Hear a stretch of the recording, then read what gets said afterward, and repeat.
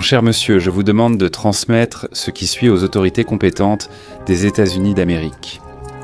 C'est votre bon ami qui s'adresse à vous, un ami qui est déjà devenu votre soldat guerrier pour la cause de la vérité. J'ai consciemment emprunté cette voie de lutte. Je souhaite apporter ma contribution à notre cause commune en tant que votre soldat.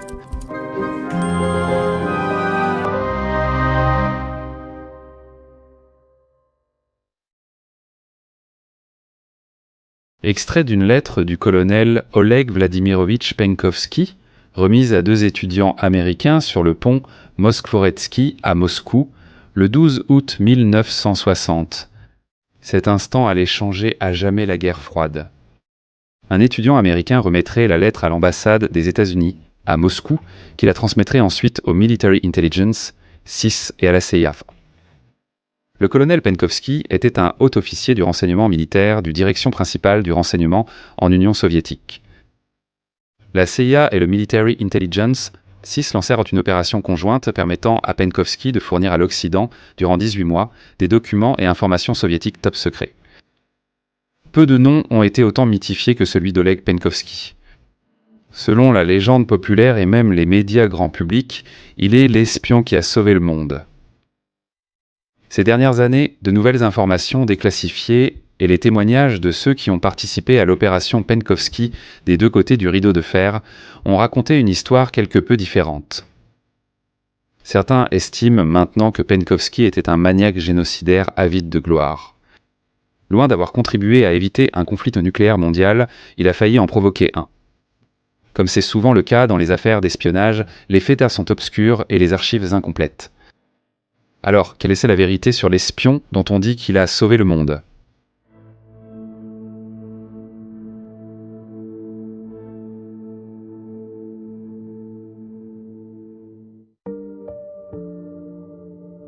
Née dans une famille de la haute bourgeoisie professionnelle dans la ville caucasienne d'Orjonikidze, le 23 avril 1900, la jeunesse de Penkovski a été marquée par le service de sa famille envers le tsar.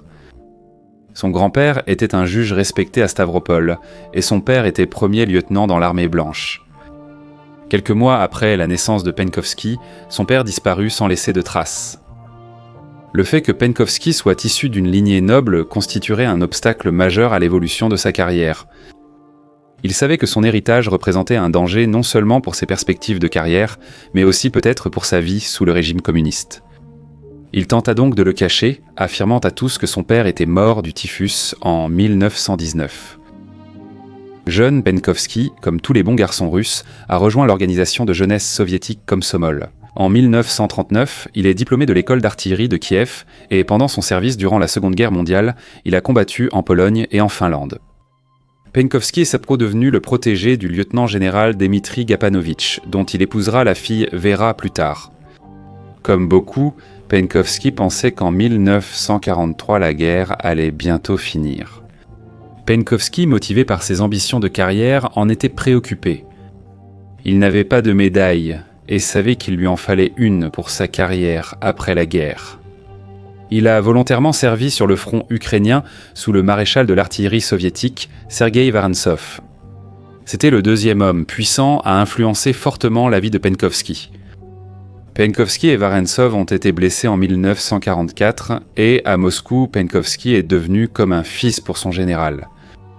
Après la guerre, Penkovski a épousé Vera Gapanovitch et, grâce au maréchal Varentsov, a étudié à l'Académie militaire Frunze, de 1945 à 1948. En 1949, il s'est inscrit à la prestigieuse Académie diplomatique militaire, le vivier des agents de renseignement prometteurs, d'où il obtiendra son diplôme en 1953. Penkovski est sorti de l'académie avec un avenir prometteur. Bien éduqué, il bénéficiait du soutien des plus hauts du Parti communiste. Penkovski a été promu colonel à seulement 30 ans. Par la suite, il a rejoint le Glavno razvedivatelnoe Upravlenie, connu sous le nom de direction principale du renseignement, qui était la branche du renseignement militaire soviétique.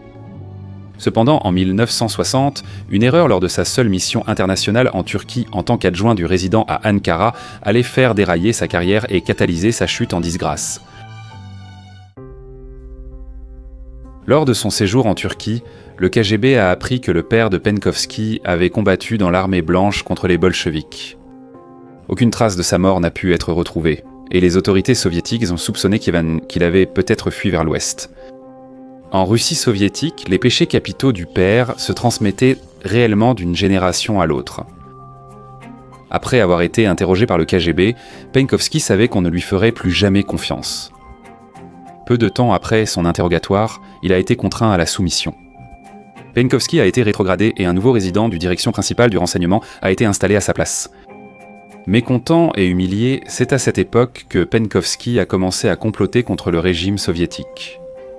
Il a passé un appel anonyme depuis une cabine téléphonique au service de contre-espionnage turc, ce qui a conduit à l'arrestation et à l'expulsion de Turquie d'un officier du renseignement russe. Penkovski a ensuite envoyé un télégramme officiel de plainte à Moscou par les canaux du KGB, accusant le nouveau résident du direction principale du renseignement de la compromission de l'agent. La trahison a fonctionné dans le sens où le résident du direction principale du renseignement a été rappelé à Moscou.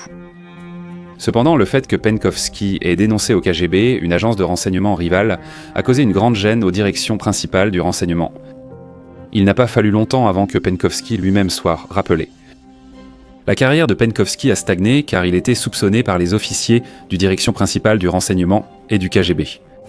Il a été mis sur la liste de réserve de l'agence et interdit de toute nouvelle affectation internationale. Finalement, Penkovski a été contraint d'accepter un poste inférieur en tant que chef adjoint du comité d'État pour la coordination des questions scientifiques et techniques, section étrangère.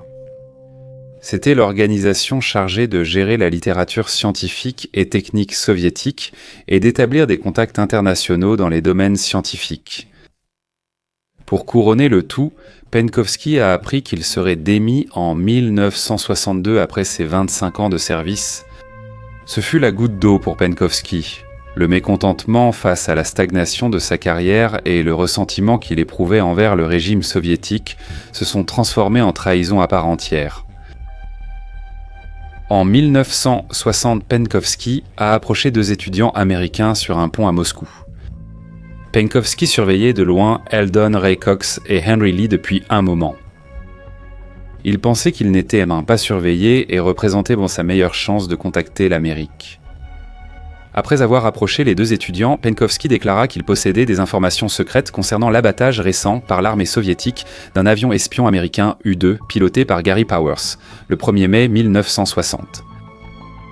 Le gouvernement américain affirmait que l'avion était un appareil civil d'observation météorologique, mais après que le dirigeant soviétique Nikita Khrouchtchev eut révélé que le pilote Gary Powers avait été capturé vivant, l'administration du président américain Eisenhower dut admettre non sans embarras que l'avion avait mené une mission d'espionnage dans l'espace aérien soviétique. Penkovski expliqua aux étudiants que l'avion n'avait pas été abattu par un seul missile tiré d'un MiG russe, mais que 14 missiles air-air et sol-air avaient été lancés contre lui. Un missile a explosé suffisamment près de l'appareil U-2 pour le faire partir en vrille et s'écraser. Les Russes ont abattu un de leurs MiG-19 pendant l'opération, tuant le pilote. Avant que Penkovski ne soit sûr d'avoir convaincu les Américains de son intégrité, 2 policiers sont passés et ils ont dû se séparer. Avant de partir, Penkovski a glissé 2 enveloppes dans les mains d'Eldon, le suppliant de les remettre à l'ambassade américaine en son nom. Henry était sceptique. Il craignait que l'approche des Russes ne soit une provocation destinée à les faire expulser de Russie. Eldon, en revanche, était convaincu que leur rencontre avait été authentique. Il remit immédiatement les enveloppes à l'ambassade américaine.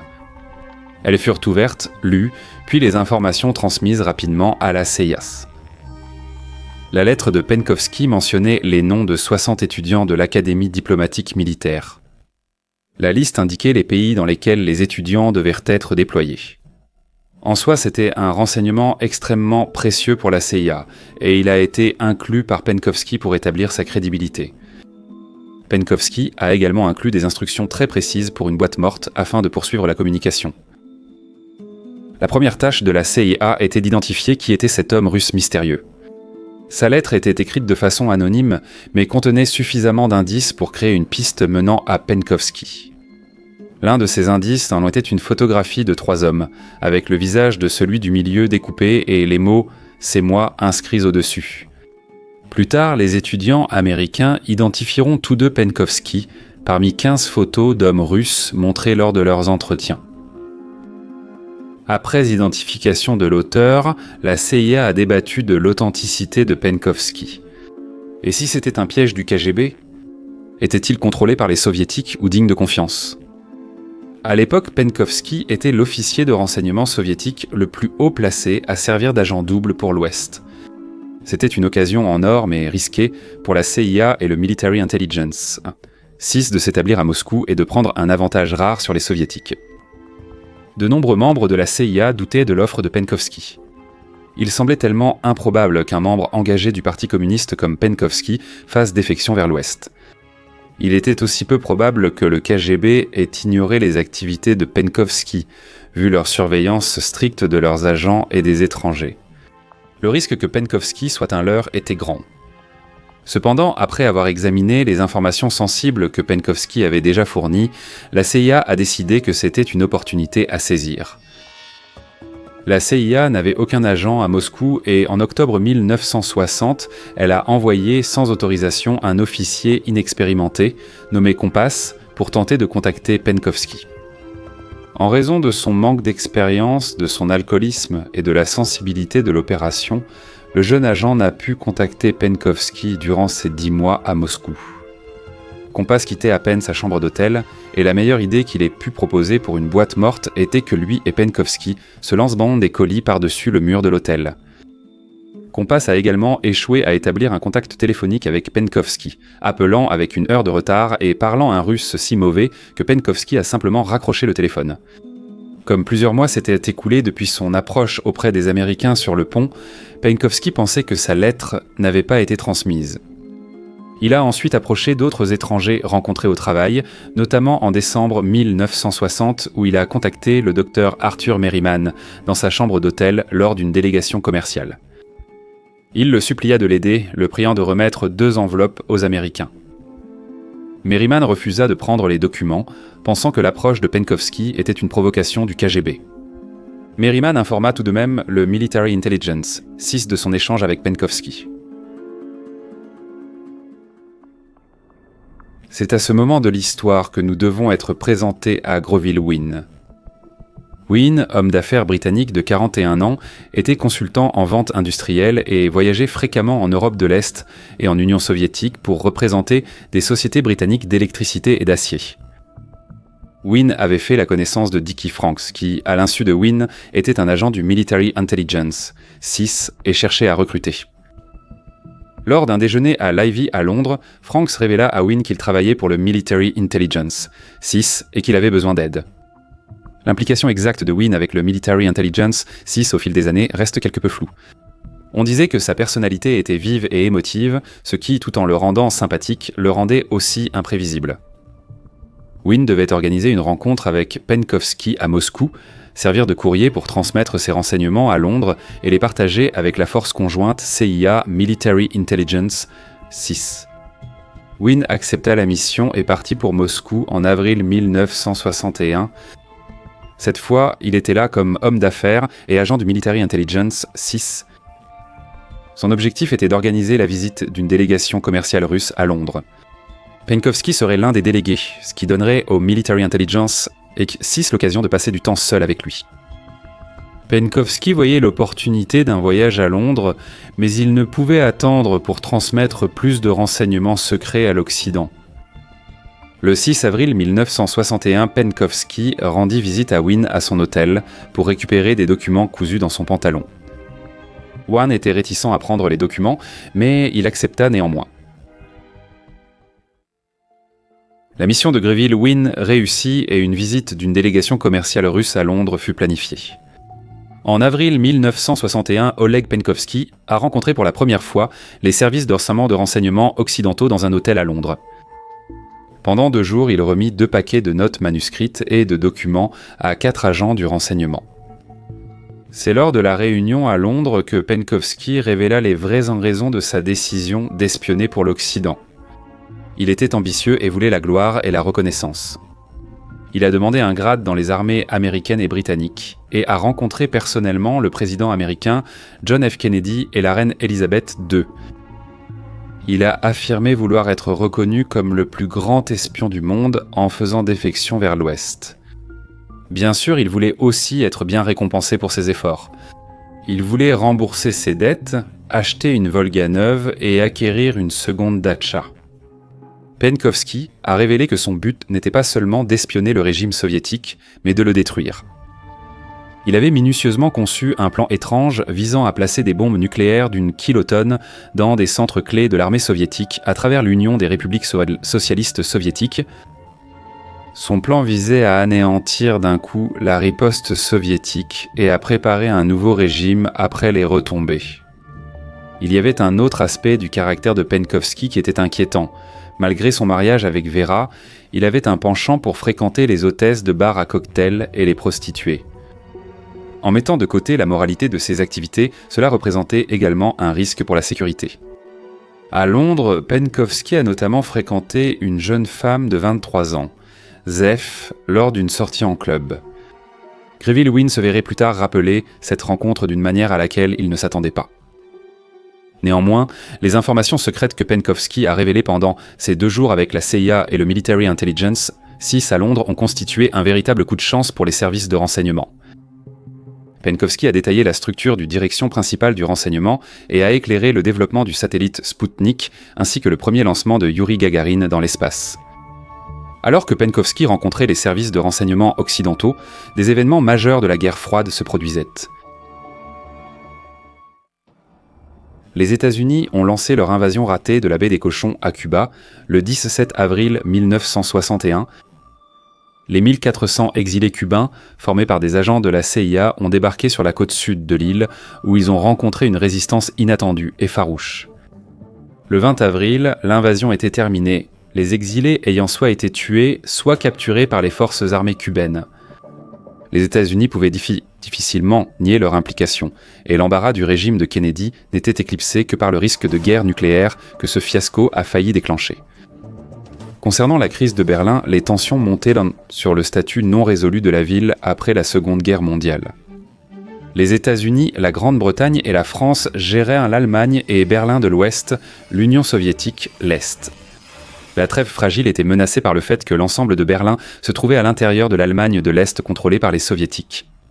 Les habitants de l'Est fuyaient vers l'Ouest à cause de la dégradation des conditions en République démocratique allemande communiste. Penkovsky a déclaré que Khrouchtchev criait fort comme toujours, mais n'était sans doute pas prêt à agir sur Berlin. Jusqu'à ce moment-là, l'Occident croyait que la crise de Berlin allait probablement mener à la Troisième Guerre mondiale. On estime que les informations données par Penkovsky ont aidé Kennedy à gérer la crise sans recourir à l'escalade nucléaire. Penkovsky a aussi affirmé, selon Vorontsov, que l'Union soviétique n'était pas aussi avancée que les États-Unis dans la course aux armements, contrairement à ce que prétendait Khrouchtchev.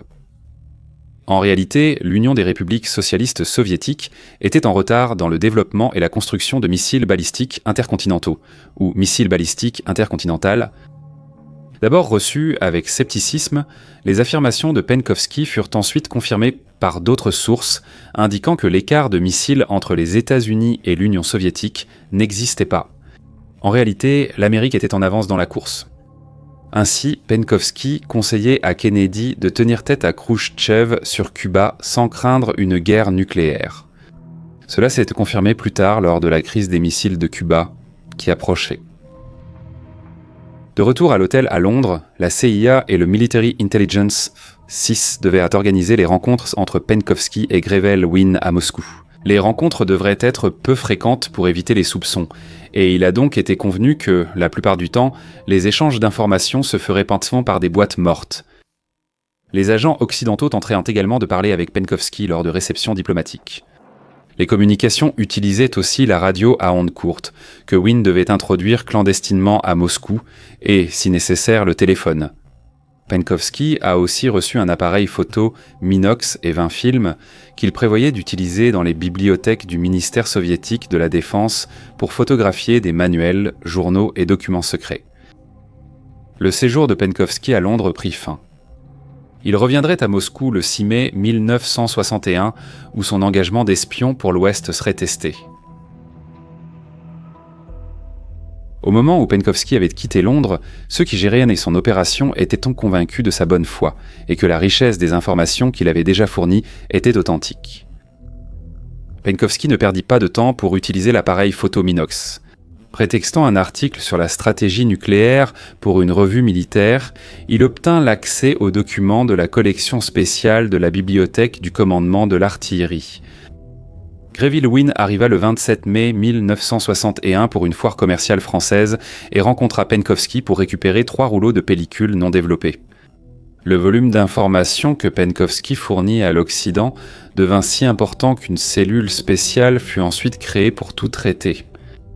Les rapports de renseignement étaient structurés de manière à suggérer plusieurs sources. Cela renforçait l'illusion de crédibilité et ajoutait une protection supplémentaire à Penkovsky. Les renseignements fournis par Penkovsky ont reçu 2 noms de la CIA.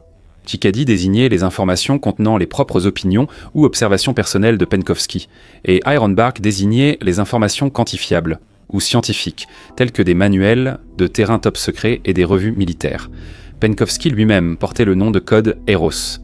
Il a été décidé que Janet Chisholm, nom de code Anne, serait le contact habituel de Penkovsky à Moscou pour la transmission des renseignements. Mère de 3 enfants. Elle était mariée à Rory Chisholm, employé du Military Intelligence, 6 à Moscou. Janet n'était pas une officier de renseignement professionnel et s'attendre à ce qu'elle serve d'intermédiaire pour Penkovsky à Moscou relevait presque de la folie. Mais c'était une situation si folle que les agents de liaison de Penkovsky pensaient que cela pourrait marcher. Étant une femme non identifiée par le KGB comme agent du Military Intelligence, 6 ont pensé qu'elle serait moins surveillée que d'autres employés de l'ambassade américaine. En juin 1961, Janet et Penkovsky organisèrent un échange furtif dans un parc près du boulevard Tsvetnoï à Moscou. Janet était assise sur un banc avec son bébé en poussette et ses enfants à ses côtés. Comme convenu, Penkovsky a offert aux enfants plus âgés des bonbons à la vitamine C, couramment consommés par les enfants russes. Janet a pris la boîte, l'échangeant habilement contre une identique qu'elle portait. La boîte a été échangée, puis ils se sont séparés. Le contact furtif a été réalisé avec succès. La boîte de bonbons contenait 7 rouleaux de pellicules et 2 feuilles dactylographiées. Les documents incluaient des informations sur la crise de Berlin et sur l'intention de Khrouchtchev de signer un traité avec l'Allemagne de l'Est, même sans la Grande-Bretagne, la France et les États-Unis. Cette information confidentielle a guidé la réponse ferme de Kennedy face à l'agression de Khrouchtchev, bien que le mur de Berlin ait été érigé le 13 août 1961. La crise menaçant la paix mondiale a été évitée en octobre grâce, en partie, aux informations de Penkovsky. La CIA exprimait constamment des soupçons concernant les renseignements de Penkovsky. Alan Dulles a dit soupçonner Penkovsky de vouloir entraîner l'Occident dans une guerre contre l'Union soviétique. Ironiquement, c'est l'excellente qualité des photographies fournies par Penkovsky qui a renforcé les soupçons. La CIA lui fera passer un test photo lors de leur prochaine rencontre pour vérifier si Penkovsky prenait bien les photos lui-même. Il était simplement très doué pour ça. Tous les efforts déployés pour dissimuler la source des renseignements fournis et protéger l'identité de l'agent Eros rendaient la prochaine décision de la CIA d'autant plus étrange. Afin de dissiper les doutes de ceux qui recevaient les renseignements Ciccadi et Ironbark, la division Russie-soviétique de la CIA a diffusé un historique opérationnel anonyme de l'agent Eros le 18 juillet 1961. La note était assez détaillée pour qu'une taupe même peu perspicace de la CIA ou du Military Intelligence Keban s'identifie Penkovsky comme source et il est possible que ce soit ce qui s'est produit. Penkovsky est revenu à Londres pour une autre foire commerciale le même jour de juillet où la CIA a diffusé sa note opérationnelle à son sujet. Greville Wynne a organisé des réunions avec ses agents de liaison pour fournir des renseignements détaillés. Une foire à Paris en septembre 1961 a permis d'organiser d'autres réunions. Ici, Penkovsky a encore montré ce trait de caractère qui inquiétait ses agents de liaison. Il a suggéré que l'Occident envisage d'assassiner Nikita Khrouchtchev, affirmant que le dirigeant soviétique était l'équivalent atomique de Hitler et qu'il fallait l'arrêter à tout prix, alors que les tensions autour de Berlin et du mur nouvellement construit s'intensifiaient. Un signal d'urgence a été jugé nécessaire pour que Penkovsky puisse rapidement avertir les services occidentaux si les soviétiques envisageaient une frappe nucléaire sur les États-Unis ou le Royaume-Uni. Portant le nom de code distant, le signal d'urgence devait servir dans 3 situations précises, toutes liées à des menaces nucléaires potentielles. En cas d'attaque imminente, s'il obtenait une réponse, il soufflait 3 fois dans le combiné sans parler, puis raccrochait. Il répétait la procédure 1 minute après. Cela indiquerait son intention de déposer une cache morte avec des renseignements soutenant sa conviction d'une frappe nucléaire imminente. Pour prouver qu'il avait caché la cache, il marquerait un lampadaire de l'avenue Kutuzovski d'une marque noire. Après avoir quitté Paris, le désir de Penkovsky d'être le plus grand espion du monde l'a poussé à redoubler d'activité. Entre octobre 1961 et janvier 1962, Penkovsky a rencontré Chisolm 11 fois dans des lieux publics, lui remettant 35 rouleaux de pellicules non développés. La CIA, qui menait alors l'opération, souhaitait que Penkovsky ralentisse. La quantité même d'informations secrètes qu'il recueillait et le nombre de rencontres nécessaires mettaient l'opération en danger de compromission. Lors d'une rencontre furtive, le 5 janvier 1962, Penkovsky a repéré une berline marron qu'il soupçonnait de faire de la surveillance. Il a rencontré Chisolm à 2 reprises par la suite, mais il n'est soudainement pas apparu à un rendez-vous prévu le 20 février 1962. Il n'est réapparu que le 28 mars. Bien que Penkovsky réapparaisse plus tard et fournisse d'autres rouleaux de films ainsi que d'autres renseignements, la CIA a décidé de mettre l'opération Penkovsky en pause pendant plusieurs mois. Penkovsky et Chisolm ne se revirent que le 31 mai 1962. Cette fois, Penkovsky apportait de mauvaises nouvelles. Le KGB continuait à fouiller dans son passé et n'avait pas pu retrouver la tombe de son père. En conséquence, il n'était plus autorisé à voyager à l'étranger. À partir de ce moment, l'ensemble de l'opération Penkovsky devrait être mené depuis Moscou. Le 2 juillet 1962, de Greville-One se rend à Moscou pour discuter de commerce international, tandis que Penkovsky fournit de nouveaux renseignements. Wynne paraît nerveux et sous pression. Un dîner et une réunion prévus le 4 juillet sont annulés après que Penkovsky a remarqué qu'il était suivi. Il semblait que le filet du KGB se refermait enfin. Wynne s'est assuré de quitter la Russie dès le lendemain. Tout cela arrivait au mauvais moment, la guerre froide touchant son point d'ébullition. Le 8 juin 1962, Nikita Khrouchtchev a dévoilé son plan secret au Présidium soviétique pour transformer l'île de Cuba en une base de lancement pour ses missiles nucléaires. En juillet, les États-Unis avaient remarqué que l'Union soviétique préparait quelque chose de sinistre dans les Caraïbes. Le 10 août 1962, des photos d'avions espions U-2 et des rapports de renseignement ont révélé à la CIA une hausse notable des mouvements de cargo de la mer Baltique et de la mer Noire vers Cuba. Puis le 14e octobre, le pilote de U-2, le major Richard Heiser, a réussi à prendre des photographies haute résolution de ce qui semblait être des missiles trop longs pour être des munitions défensives. L'un des éléments clés des renseignements fournis par Penkovsky était des photographies défiées du manuel du missile balistique soviétique R-12 à moyenne portée. Le centre de photographie de la CIA a comparé les photos de reconnaissance aérienne de Heiser à l'image fournie par Penkovsky. Il a été déterminé que les missiles photographiés étaient en fait les missiles soviétiques R-12. Le 22 octobre 1962, John F. Kennedy a choqué le monde en révélant que des preuves indiscutables d'une menace nucléaire à Cuba avaient été identifiées et en imposant une quarantaine autour de l'île. Finalement, la guerre a été évitée, Nikita Khrouchtchev ayant démantelé et retiré les missiles de Cuba et John F. Kennedy ayant accepté de retirer les missiles américains de Turquie. Au moment critique, alors que les États-Unis attendaient des informations de Penkovsky sur la situation à Cuba, il s'est tu. Pire encore, Wynne était soupçonné d'avoir été compromis et a donc été retiré de l'opération. À peine la crise des missiles de Cuba terminée, 2 appels reçus par les services de renseignement occidentaux menaçaient de replonger le monde dans l'abîme nucléaire. Le 2 novembre 1962, la CIA et le Military Intelligence 6 ont chacun reçu un appel téléphonique. L'appelant a soufflé 3 courtes expirations dans le combiné, puis a immédiatement raccroché. C'était le signal d'urgence que Penkovsky devait donner s'il apprenait une frappe nucléaire imminente de l'Union soviétique. Il fallait prendre une décision sur la manière de gérer cette information. À ce moment, la plupart des services de renseignement occidentaux pensaient un Penkovsky compromis. On ignorait simplement s'il était libre ou sous contrôle du KGB.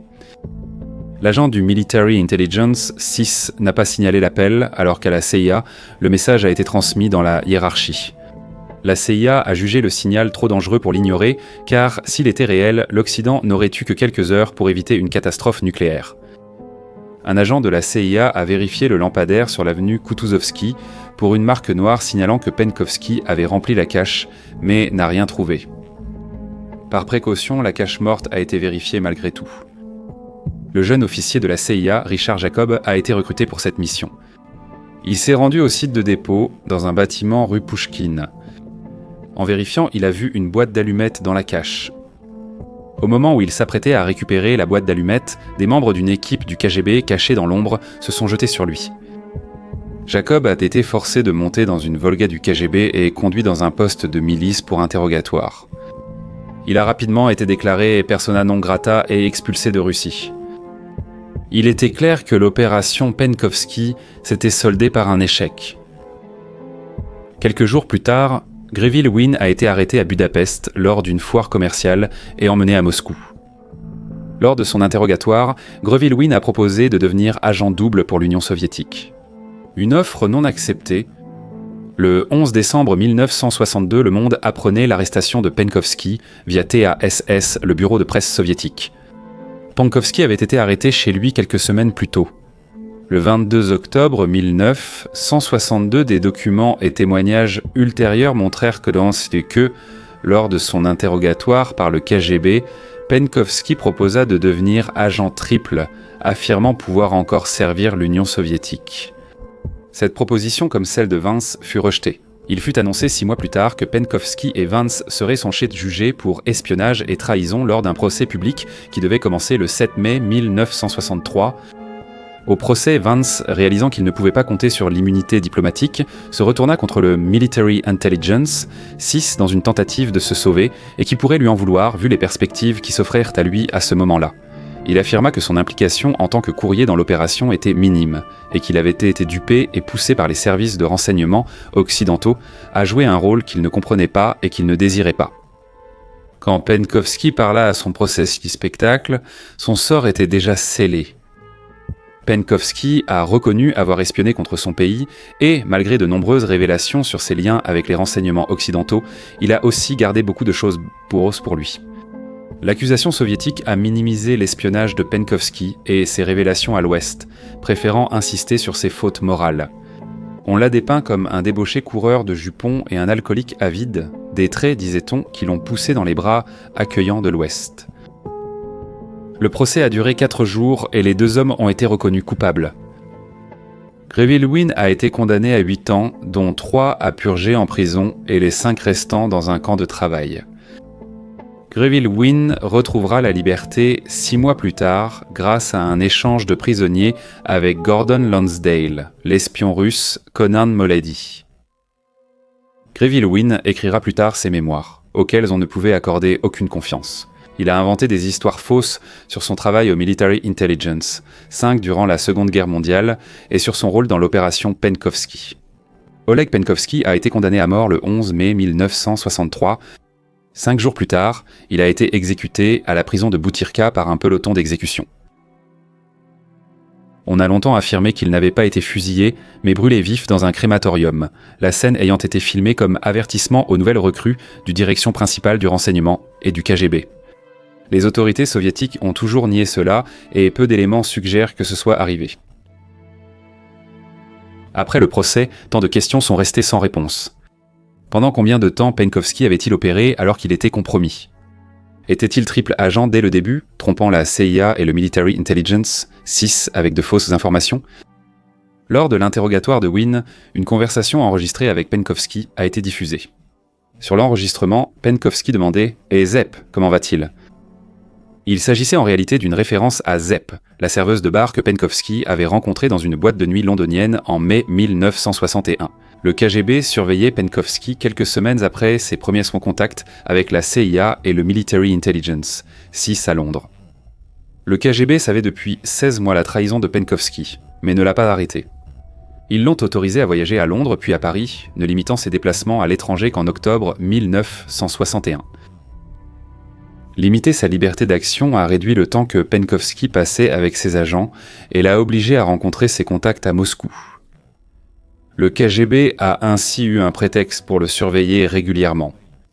Le KGB a toujours affirmé que c'est la surveillance ordinaire des déplacements de Penkovsky qui les a conduits à découvrir sa trahison, mais beaucoup doutent que cela soit vrai. Une autre théorie suggère que le KGB a laissé Penkovsky espionner l'Ouest pour cacher l'existence de sa source. Cette source devait avoir une valeur exceptionnelle, vu la nature secrète des informations révélées pendant par Penkovsky. Selon cette théorie, le KGB contrôlait et fournissait certaines informations à Penkovsky, faisant de lui un agent soviétique de désinformation à son insu. Bien que la source du KGB n'ait jamais été confirmée, un nom revient sans cesse, George Blake. Il était un agent du Military Intelligence, SIS devenu espion soviétique. Devenu communiste durant la guerre de Corée des années prompt en 1950, son espionnage contre le Military Intelligence, SIS, n'a été découvert qu'en 1961. Il a été arrêté puis condamné à 42 ans de prison.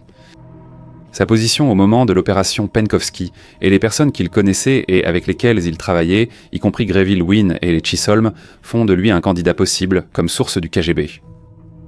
L'ex-historien en chef de la CIA, Benjamin Fisher, a publié ses recherches sur l'affaire Penkovsky en 2021. Selon Fisher, Penkovsky n'a jamais été en position de connaître les plans et la stratégie nucléaire de Khrouchtchev.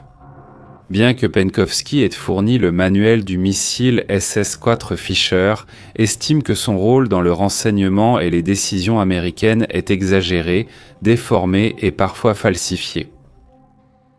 À la suite de l'affaire Penkovsky, la CIA a pris la décision sans précédent de publier les documents Penkovsky. Ce livre a révélé les aspects opérationnels du direction principale du renseignement tels qu'ils ont été dévoilés par Penkovsky. Le livre best-seller a offert aux Occidentaux un aperçu du renseignement soviétique, mais Fisher estime que les documents Penkovsky n'ont fait qu'entretenir le mythe de Penkovsky comme sauveur de l'Occident. Mais que dire des signaux téléphoniques reçus par la CIA et le Military Intelligence, 6 avant l'arrestation de Richard Jacobs à la cache morte. Ces signaux faisaient partie du plan de communication à distance à utiliser uniquement si Penkovsky apprenait une frappe nucléaire imminente. Lorsque les signaux ont été donnés, Penkovsky avait déjà été arrêté. La seule conclusion raisonnable est que le KGB a découvert la stratégie de communication de Penkovsky et a envoyé de faux signaux. Mais pourquoi le KGB ferait-il ça ? Si donner ces signaux pouvait entraîner une première frappe nucléaire de l'Occident, dès son arrestation, Penkovsky aurait compris que sa vie était finie. Une théorie avance que Penkovsky a volontairement trompé ses interrogateurs en leur disant que le signal serait donné en cas de danger imprévu. Il est possible qu'il tente d'entraîner le monde entier dans sa chute. À Londres, Penkovsky a clairement exprimé sa vendetta et son désir de détruire l'Union soviétique à tout prix.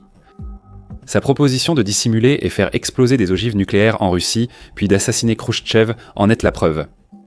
Penkovsky a-t-il vraiment tenté de détruire le monde ? Il était certainement motivé par l'ambition personnelle et un désir de vengeance, mais cela suffisait-il pour qu'il tente de déclencher un conflit mondial ? Une grande partie des informations qui pourraient y révéler toute l'histoire est malheureusement enfouie dans les archives du KGB et il est peu probable qu'elles voient un jour la lumière du jour. Même s'il est impossible de savoir avec certitude quelle part des informations de Penkovsky était authentique, son apport a fortement influencé le renseignement occidental à un moment clé de l'histoire mondiale. Quelle que soit la vérité, le colonel Oleg Penkovsky restera dans les mémoires comme l'espion ayant sauvé le monde.